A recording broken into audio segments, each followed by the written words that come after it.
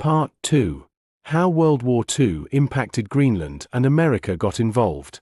In 1940, during World War II, realizing the strategic location and importance of Greenland for forecasting Atlantic weather, a great advantage to naval planning and their U-boat operations, Germany decided to set up secret radar stations on the island's east coast. They got help at this from their Norwegian allies. However, in 1941, after Germany invaded Denmark, Danish ambassador in Washington, Henrik Kaufmann, initiated a defense agreement with the United States on Greenland.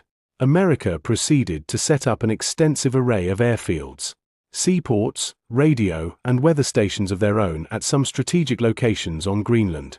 Then, they proceeded actively to search for and hunt down those German weather formations on the island. They succeeded to knock out quite a few, and Germany soon lost their presence there. But the Americans have maintained their presence on Greenland ever since.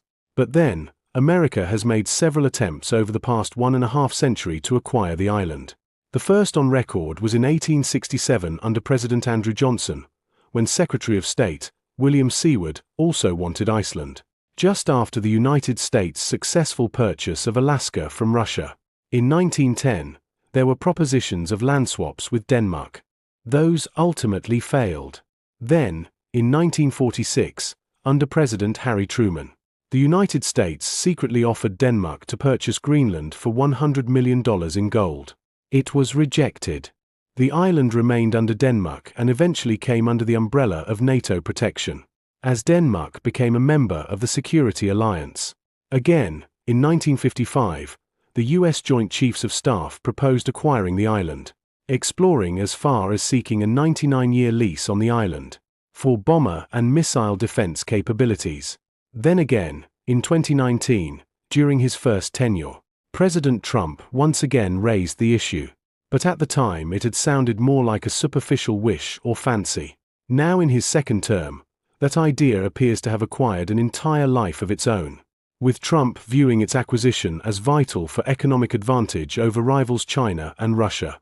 The whole affair appears basically to have acquired the quality of an obsession and a feverish urgency so early into Trump's second term, that it has become a major source of concern for world peace.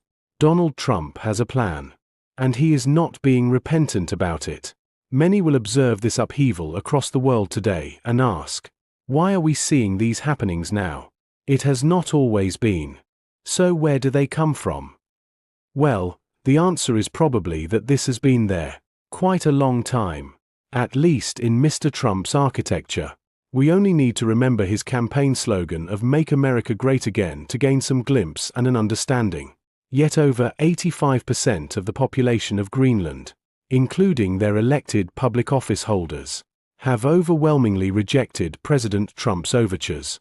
They do not want to belong to America. And recently, quite a sizable part of the population were out on the streets in protest against Trump's attention, stating quite starkly that they do not want to be Americans. The US president has emphasized, very clearly and very often, that America does not merely desire Greenland, but actually needs her, as a matter of national security. Most senior aides around him have also repeatedly echoed that stance. They've argued that Russia and China constitute a threat to the island because they too covertly desire to seize her, that all of the other NATO allies combined would not prove adequate to defend the island. In their view, only the United States can confidently and successfully fill in that role of protector. If you enjoy thinking critically about history, not just memorizing dates, subscribe and join the conversation. The history of Greenland is long and largely simple, but recent world events have conspired to bring it into blinding limelight before the intense scrutiny of the rest of the world. It is all just about the usual fast trigger issues of resource control, geopolitics, and the next level for a country's development.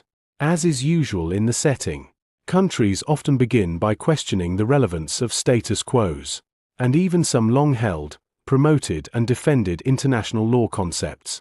Yet, as the saying goes, when you plan to kill a dog, you first give it a bad name. Those couple of months that Greenland became intensely discussed revealed so much about people's deep underlying biases around the world, especially so with relation to American government architecture. and could quite easily be extrapolated to explain other issues and their actions around the world in the recent past, such as the attack on Venezuela and the abduction of her leader on the basis of what most analysts have regarded as trumped-up charges. So, US administration figures have largely played their cards now, openly for the entire world to see. America, no longer inclined to make deals with the world, now just prefers to impose terms. In the Venezuela instance, the indictment deployed as pretext for his abduction was that Nicolas Maduro was leader of a drug trafficking network that was actively funneling those drugs into America in order to destroy her.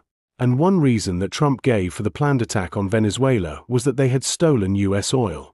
Venezuela had effectively nationalized her country's crude oil resources during the years of Hugo Chavez, and the country had bid the US companies operating those oil refineries and previously siphoning the bulk of the country's oil wealth out to come back to the table to renegotiate their contracts. The US government had effectively backed their refusal, and that, effectively, was what Trump was calling Venezuelan theft of US oil. Now, on the Greenland front, virtually all Trump officials questioned on Trump's desire to acquire the island had consistently commented bullishly that all options were on the table, including the military. According to virtually all statutes of international law at the moment, Greenland is a constituent and integral part of the Kingdom of Denmark. Ironically, another NATO member. For such a previously very hawkish advocate and defender of international law as the US, such a state of disjunction as has so recently been exposed is quite disappointing. It can only mean that they have come to the conclusion that international law is just a tool that can be used and then discarded at the next convenient moment, and that such a treatment could be so easily meted out to an alliance member means it can be even more easily done to others. But that is not the end.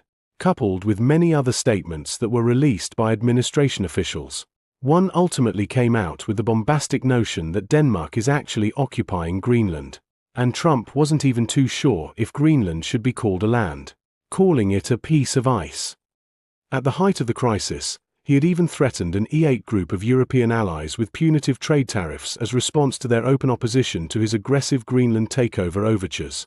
A small deployment of some European military personnel had been made to Greenland as vanguard to eventual upscaling, ostensibly to signal presence and act as deterrents against the Chinese and Russians that Trump had underlined were threats and could seek to annex the island if he did not. It was only after he realized that the alliance was nearing the real risk of a total collapse at his provocation that he finally walked back his threat of possibly using military force to acquire Greenland. And his punitive tariffs threat also died the natural death. Now, judging by past instances of the man Trump, it would be hard to believe that this entire saga has already been put behind anyone.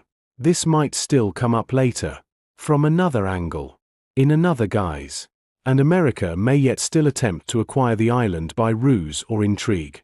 Trump hardly ever gives up nor give in. Once his mind has been set upon a thing. Same to America. And that would not be the first nor the second, nor even the third time America has made attempt upon the island, nor for that matter for elsewhere, including such a place as Canada too, which also recently came up again. Politics is dynamic. Democracy even is dynamic. American democracy is very well known for its often quite accentuated ebb and flow and dynamism.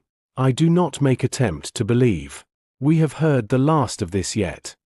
If you learned something new today, subscribe for more, and let me know what you think in the comments section.